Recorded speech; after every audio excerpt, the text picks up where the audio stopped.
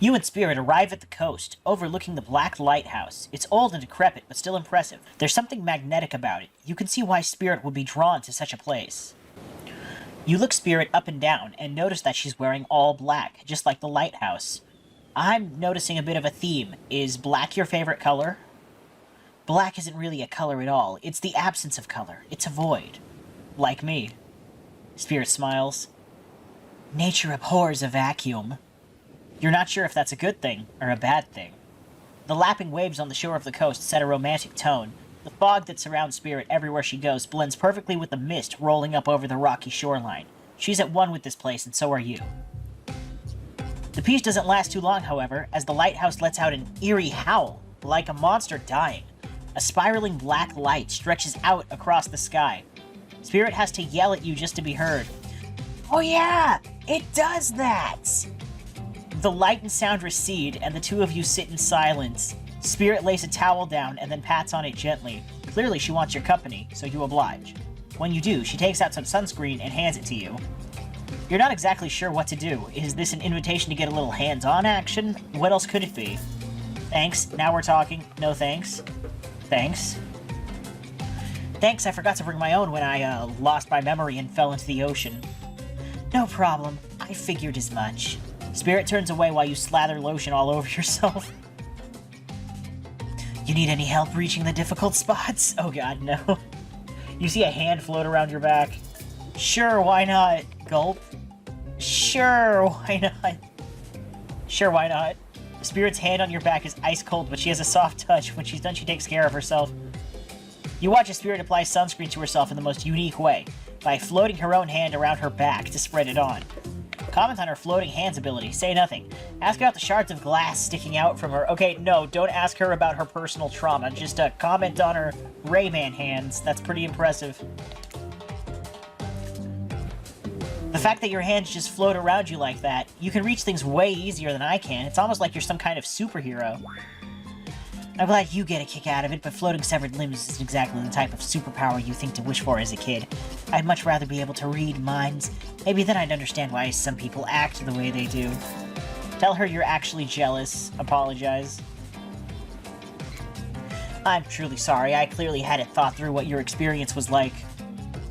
Sometimes humor is how you deal with uncomfortable situations, but clearly you read the room wrong.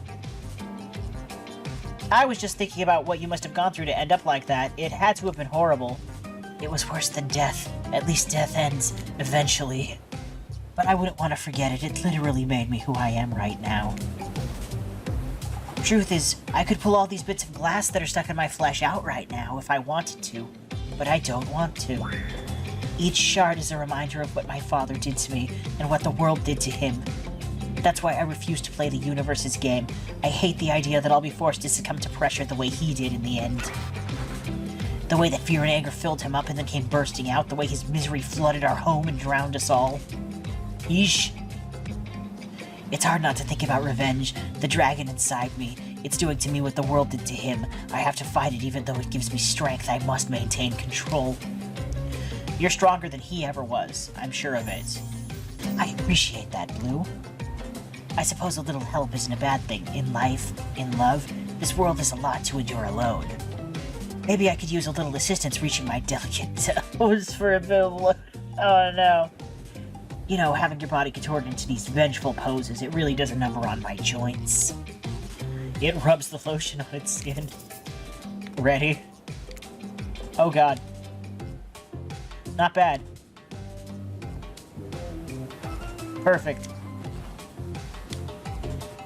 Perfect. Oops. Not bad. Oh no. You missed completely. Well, I suppose that the lotion made it to where it was supposed to be going eventually. And you weren't too incredibly wasteful. I'm not a woman who believes in rushing through things just to get them done. If there's a next time, I'm sure you'll do it even better. You look up at the lighthouse, its ominous dark form hovering above this moment between Spirit and yourself. Evil as it clearly is, in this case it does you a solid by blurting out another ominous moan and burst of black light that rescues you from this awkward silence. Pirate ghosts? Ghost pirates? From seemingly out of nowhere, an ancient-looking ship appears in the water. It glows, itself a thing of death, a spirit of a ship that once sailed these seas centuries ago. A tattered black flag whips in the ocean air above the ship as it careens towards the shore. Before crashing on the rocks, it must have been drawn by the lighthouse. You hear the distant shouting of sailors as the old wooden ghost ship breaks up and sinks into the water. Oh right, it does that sometimes too. Should we, do something? Nah, the sharks will take care of it. Within a minute, the ocean is quiet again except for the waves. Note to self, hungry sharks. But these time-traveling pirates, or whoever they were, you're half sure you saw one of those skull and crossbone flags, aren't the only ones drawn here today. It's Wraith. He has emerged from the palm trees behind you. I didn't come here to break up your date or something. I came here for that. Wraith points to the lighthouse. It is indifferent to his attention. I've been seeing it in my dreams, shining its strange light on me. I can't avoid it through woods and walls. Nothing seems to stop it from reaching me. Duh, it's a haunted lighthouse. It does that to everyone at some point. You're no more special than those dead pirates or that mermaid I saw washed up on shore that one time. Ew. Mermaids, by the way, aren't even close to as beautiful in person as they are in movies. More sea witch than underwater princess, if you get my drift. It's all part of a vast conspiracy. An epic river of lies that runs beneath the island, or something. I'm pretty sure I figured it out. Basics anyhow. If you come with me, you can get cut. Spirit whips her katana, nearly trimming a couple of buttons off Wraith's tropical top. He takes the hint and backs away a few steps slowly. With a quiet guy, he never really shuts up. Okay, be that way. You'll see.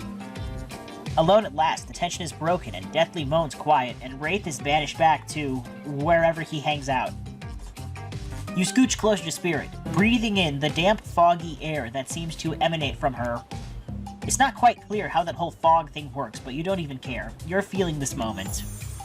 Spirit seems to be feeling it too. She starts to adjust her robe and you get a peek at the bathing suit beneath.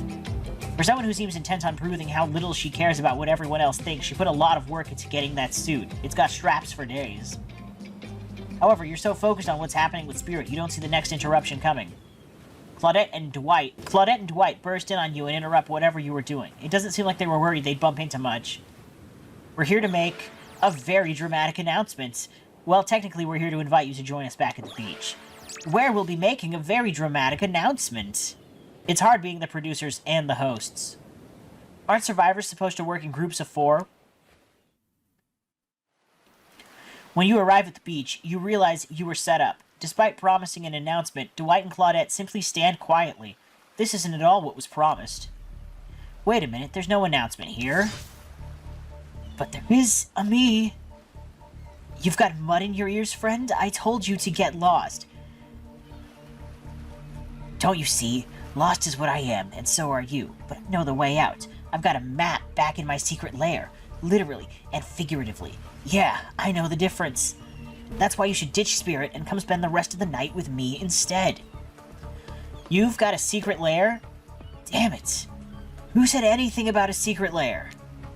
I said I've got, sap. Sap in my secret hair? There's, flap on my secret chair? Don't change the subject. Don't ask me what he's talking about. You're trying to make a mess of the first nice day I've had in I don't know how long, because it's not even clear what year it is, but in a while. I'm not about to be ditched for the likes of you. It's not me messing things up like I keep trying to tell you, it's this dang island. I've come to accept a difficult truth. What's happening here? Well, I'm convinced that it's our fate. It's not anyone's decision, it's simply the way it will be. There's no use fighting it. What would you even know about fighting? All you know is hiding in your spooky little secret hair and crying like a baby when you're ringing your little bell. So don't tell me what I can and can't fight back against. I was a born fighter. A dragon lives inside me. I can't not fight, even when all I might want to do is hide. Don't you see this giant hat? It's a metaphor. If I do have a fate, my fate is to win every fight that comes my way. Got it? Folks? Oh, you hide. I've seen you hide. You do your little phase walking routine. What do you call that? Basically cloaking. And we all know cloaking is a type of hiding. Folks? You cloak. I don't cloak. I'm not a cloaker. I phase walk out in the open. You just can't see me. You have no idea what they're talking about, but this sure sounds like some video game community forum thread minutia, if ever there was such a thing. Not that you know about that, either. It sure doesn't seem like Dwight and Claudette are gonna stop this, so it's on you. I think I was brought here to make this choice, so I'm gonna do that now. And I choose... Spirit. When it comes down to it, neither of these two seems easy to love. I mean, damn, Spirit literally has broken glass shards sticking out of her, but she has a certain charm to her gloom. Spirit and I were actually having a nice time. Besides, if it's my fate to end up on this island, well, to hell with fate, really. And don't take this the wrong way, Wraith, but the amount of awkwardness you pack into a single day, no wonder you're so skinny. All that second-guessing yourself must burn a lot of calories. No offense taken, it's... Yeah, okay, it's true. I can be a little awkward, I guess. Sometimes. Right, so I'm gonna stick with Spirit. Spirit breathes a sigh of relief. I've got enough revenging to do without having to kill you and Wraith, too. Spirit walked you around a corner to show you something that she discovered in this place and knew was meant to be connected with her journey, a cherry tree.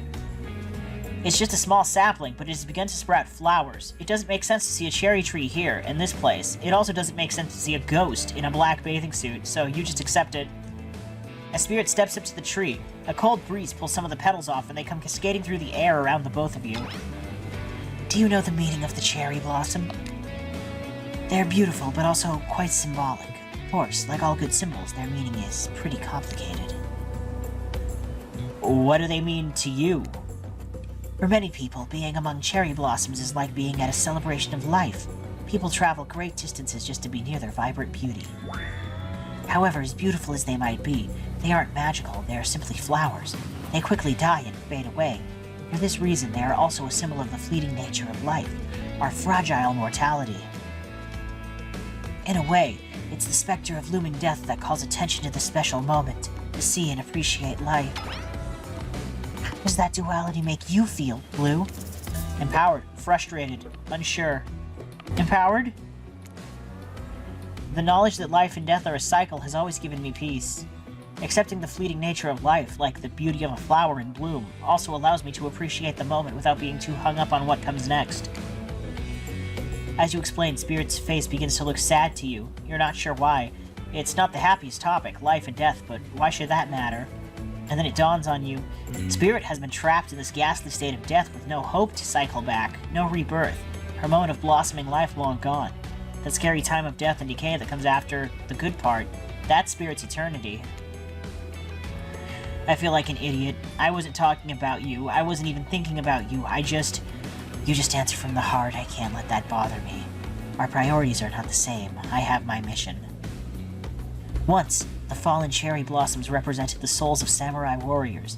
Those with noble characters. Those who did not fear death. Those who were killed in the greatest sacrifice to honor their emperor. Their lives were short, but their purpose gave them beauty. Those warriors saw death coming, but they never despaired. They stood and faced it. They held their swords and struck down their fear. But despite the samurai spirit that lives on in me, in my noble bloodline, my life is ended, but my death continues to stretch on. The cycle is frozen. This cherry tree, it's not real. Though its petals fall, they soon replenish. It's as if it were installed here by someone. You watch as Spirit chooses her words very carefully. By something with no respect for the balance of life and death.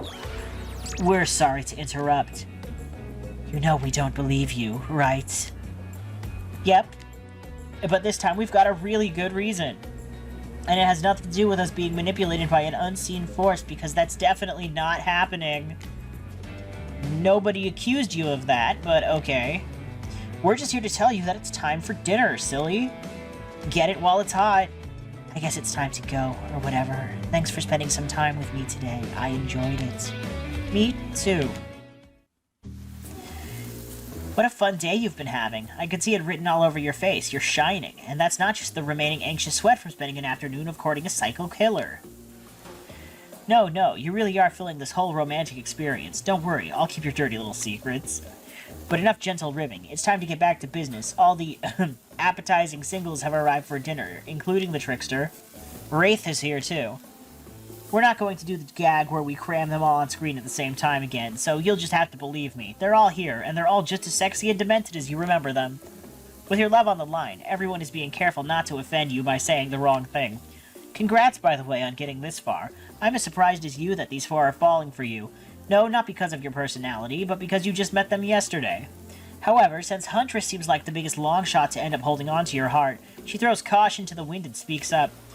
It's a pretty small consolation prize for being the least loved killer on Murderer's Island, but hey, letting them have this one moment in the spotlight is the least we can do, and heaven knows they won't do any better than that. Since it seems like I'm going to be alone forever, I'm focusing on myself. I have hobbies of my own, you know, besides stealing, kidnapping, and killing. Cooking is my passion. Tonight we'll be feasting on a succulent squirrel appetizer with roasted elk as the main, served with a side of mushrooms. Those mushrooms are probably poisonous. An elk, huh? More revenge for the elk that killed her mother? If I had a nickel for every revenge-obsessed killer on this island, I'd have some number of nickels. Certainly more than a few. I personally hunted, killed, skinned, and prepared our meal. I even picked the mushroom myself. Oh, they're definitely poisonous. And cheesecake for desserts. What, not Russian enough? I'm not so one-dimensional, you know. Dinner will be served shortly, but certain power brokers would like to know about your day. Would you like to share your day with the rest of the group? You've had an interesting day, that's for sure, but how will you describe it to the others? Say too much or too little and it could affect your standing with the group. Okay, but don't just sit there saying nothing. Nothing is not an option. Be coy, gush about your date. Be coy. It wasn't really a date, more like two people avoiding everyone else and choosing to be alone, but doing it in a relatively close proximity to each other. That's exactly right. I couldn't have not said anything of value better myself. Spirit is clearly happy with the way you portrayed your date. No surprise, she doesn't like people getting into her business. Dwight and Claudette bring out dinner. Everyone eats in silence. No one trusts anyone now, and they're all very tired. Oh wait, no, sorry, that's a dreary supernatural horror thriller set in Antarctica, not a charming parody of a dating sim set in an undisclosed tropical paradise. Bony appetite. Don't you mean Bond? No, almost everything we serve has a lot of bones in it, even the vegetables. Impossible to avoid on this island. Everyone eats without speaking. Tensions are rising, both of the sexual and the deadly variety. When everyone finishes, Dwight and Claudette come back to clean up the table. They linger around you as they pick up your plate, take your napkin, and dust crumbs off the table. What would you like to say to the servants? Thank them, ignore them. Thank them? Your top-notch service is much appreciated. Everyone, if you would please be so kind as to follow us to the fire pit, we'd greatly appreciate it. We've been told something is going to happen, something that will change everything. You can go willingly or you can go unwillingly. You have no choice. Tough cookies. Did you have a choice on how you said that, dweeb? Yes, and I immediately regret how I did. Good, something needs to change around here. Fire is rebirth. Fire illuminates the soul. I hope the fire isn't too smoky. Smoke hurts my eyes. I have pretty sensitive eyes. I'm also horribly afraid of it. The fire, I mean, not my eyes. Because of childhood trauma involving fire. And finally, everyone starts moving towards the fire pit, if only to get away from Wraith's complaining. You take a seat on a comfortable log, feeling the fire's heat against your skin, and wait for other killers to take their places, wondering who would want to tell a story at this time. Will narrator tell a story? I bet they've got a stunningly creative mind. Hey, you think, are they allowed to simply place thoughts in my mind like this? Doesn't seem fair. Everyone makes their way in, but something unexpected happens. Nothing happens. Something almost always seems to be happening here, so nothing is probably not a great sign. Oh, cool, and now everyone is looking at you. So, you know, do something. Should I pick someone to tell a story, or we could play charades? Boggle? Oh, well, we were actually thinking, why don't you tell us a story? Wraith points his spine and skull staff thingamajig at you. You duck out of its way. Who knows what that thing could do? Probably shoots lasers. Try not to bore us. We're just very interested in you. Don't speak for me, Huntress. Now you can't tell if you're warm from the fire or if it's just your nerves heating up. I know that the fire is right here, but maybe if we stop talking about it all the time, we can start to pretend it's not here and doesn't, you know, threaten to burn us all alive. He's not supposed to hear me. Get out of here, Wraith. Blue was about to make an important decision about telling a story or not. I'll tell a story. Sure, I'm game to tell a story. I hope it's a mystery. Okay, so what type of story do you want to tell? Romance, adventure, action. Romance. I'll tell a romantic story. About two lovers who take poison together and die foaming at the mouth? Or about two strong hunters who meet when they both try and bludgeon the same wily wolverine? Not quite. It's about my parents. They met at a party in college. He was hosting, she'd been dragged there by some friends. They couldn't have been more different, and yet as the night went on, they were drawn to each other. She made fun of his taste in music, and he took an interest in her major, women's studies. Is his dad Alex Eagleston? They were married within 2 months. Bit soon to know if you could trust someone, don't you think? It's so sweet. Exactly. I learned a lot about love from them. If you know, you know. Some people don't need years to get acquainted with their partner. Love could spark from a mere look across the campfire. Now you've got their attention. Each killer is furiously attempted to catch your eye from across the fire pit. Except for Trickster, who has wandered over to the bar and is loudly playing his own music on headphones to drown you out. Okay, that was not a very good story. I don't mean to insult you, but it was actually quite bad. Sorry, but this narrator keeps it real. We can't just end here. So who else would you like to hear a story from tonight? You look from killer to killer, trying to decide who might be the most entertaining. Spirit? I suppose I could tell a story. I don't really want to, but anything I say is sure to be better than whatever you get out of anyone else in this group. Like all good stories, I stole this one from someone in the past who is dead now and can't do anything about it. It's called The Bride, or technically, I suppose, The Fiancé. One winter, a young couple decided that the next spring they would be married. The two were madly in love and could not wait for the snow to melt so they could join in matrimony and unite their souls for eternity. Per the latest bridal trends, they decided to have their wedding ceremony at the edge of the woods by a beautiful, shabby, chic farmhouse. Together, they spent months planning the details of the wedding. The two created invitations, figured out seating arrangements, and tasted 100 cakes before settling on the perfect one. They chose Lilikoi, by the way, so fancy. When it came time to figure out the decorations, however, the bride, the fiancé, I guess, since she wasn't actually married yet, wanted to take the lead and set the style. After all, her boyfriend had been wearing cargo shorts and open-toe sandals for pretty much their entire relationship, so he was definitely not to be trusted. Having decided on such a lovely natural setting for the ceremony, the fiancé decided that she would create unique floral arrangements from the local wildflowers that surrounded the farmhouse. As soon as the sun rose on the first day of spring, she set off into the woods. Each day she spent hours mapping out where the best blooms could be found, prepared to pick them herself the morning of the wedding so that they would be at the height of their freshness and beauty.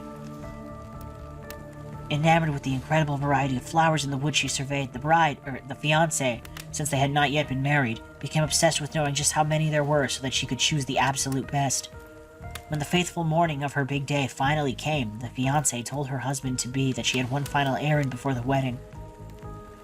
Excited for the ceremony to come, she dressed in her beautiful white gown and set off into the woods to gather flowers. Treading carefully, she followed her route, selecting only the best stems and collecting them in a basket. However, when she came upon a once familiar clearing, something was not as she expected. Somehow, it was more beautiful now than it had ever been before, and just on the edge of her view was a new bush filled with blossoms so vibrant and colorful she became dizzy just looking at them. But the fiancé ignored her sudden spell and pressed ahead, scooping up flower after flower, and every time she did, she noticed just further ahead, impossibly, even more beautiful blossoms. Carried by the sweet fragrance of spring air, the bride, the fiancé, crept farther and farther into the woods until she turned a corner, stepped over a mossy fallen tree trunk, and realized she had been here before. But this wasn't the clearing she remembered, or at least not how she remembered it. The flowers were suddenly overripe, decaying, falling from their stems, festering into moldy piles on the floor. Where bees had been, now only flies buzzed. Where the scene of flowers had once intoxicated her, the odor of mildew now made her sick. She turned and looked back, but the path was dark. Into a shadowy glen she walked and walked and walked. That day, as guests gathered at the farmhouse, the fiancé was nowhere to be seen. Her friends, family, and love began to look for her, but to no avail. They searched the pasture, the tree line, and into the forest, but there were no beautiful wildflowers or young lovers to be seen. Just old dead trees, trampled vines, and moss-covered rocks. The fiancé stayed a fiancé for eternity, always wandering, looking for fresher blooms to clip, but never finding them. Distracted by a never-ending search for perfection, unable to see that you are loved for who you are. Out there, all alone. I thought it was beautiful and sad, just like someone we know. How was story time? A lot of people like to take pot shots at sequels, but I think every good story deserves a follow-up. When you think it's the end, the sequel is almost never as rewarding as the original. That's why I'm much more of a fan of the episodic style of storytelling. Knowing it's a series takes a lot of pressure off any individual installment and builds a greater sense of community between audience and creator. Tell me, Blue, if you could delete any sequel from existence, what would it be? Don't answer that. We don't actually care. We're just here to make sure that we seamlessly move on to the next segment of the evening. God forbid my small talk get in the way of a romantic Twilight moment. Dwight, I'm gonna need you to shut your yap trap. You know we need to get back to that thing we do whenever we're not on screen. Okay. You have fun tonight and try not to end up dead. Why'd you say the words wink wink out loud, and what kind of double entendre are you getting at with the end up dead thing? Dwight is physically incapable of winking, not since the accident. And you do know that all of these people are despicable criminals with double-digit kill counts, right? Well, except for Spirit. She really doesn't belong here. She's strictly a victim, not a perpetrator. No wonder she's pissed. Did I hear somebody trash-talking Spirit? Deal me in. What do you say we take this talk to the hot tub so I can soak this bod while I roast that ghost with some killer hot takes? Please, enough talk of burns, things that are lit or getting blazed. It's enough that these activities have to be set next to a literal fire, but must I be surrounded by figurative flames as well? What if we turned and ran as far away from this place as we could, just you and me? On those spindly legs, you'd probably tire before you got too far. If it's running away to someplace more secluded Blue is after, they should obviously join me. Have you seen these legs? Pure power. Not that my walk speed really reflects my giant stature, but that's because I choose to move slowly for stealthy reasons. It's my own choice and it's completely logical. Why is everyone so obsessed with comparing themselves to each other and creating drama? I'm so over all that. Don't you get it? Society wants to trick you into fighting with each other so that corporations can swoop in and sell you fake solutions to all your fabricated problems. I'll be sitting in the shade and drinking something locally sourced while tumbling through a public domain novella printed on recycled paper because I refuse to play their game anymore. It's like she's actively trying to be as unappealing as possible. Does it really turn anyone else on or just me? Despite Trapper's insatiable appetite, it seems his attention, along with the attention of everyone else, is still on you for the moment. If you could, I don't know, just pick one of us, maybe we could all move on with our lives, or, special projects we might have going. You heard him. Who will it be? Who will you head off to for an evening activity? With. I'm just saying, you may or may not get a ton of chances to date around like this before your time on Murderer's Island comes to a close. And no, I'm not satisfied with that name either, but with this streaming reality TV dating show boom happening, it's pretty much all that wasn't taken. Which killer will you pick? And yes, we're back to excluding Trickster because, ugh, that guy. Spirit. Spirit? Oh, you picked me. Yay. Sorry, that was rude of me. I despise phoniness, so I should be honest with you. You make for interesting company, and I love the idea of winning over these other killers at all costs, even when I hate the game and the prize, but I've had a long day. Bloating, subverting expectations, and grinding my teeth as I imagine sweet revenge, it takes a lot out of me. So don't stop bringing your A-game, alright? It might seem like I hate everything, and getting to really know who I am is an impossible task and not worth trying, but too bad. You won't know unless you search deep inside yourself and bring everything you've got. Or just say the exact right thing at the exact right time and melt my cold heart in an instant. I don't know the rules here any better than you do. See you at the bar, I guess.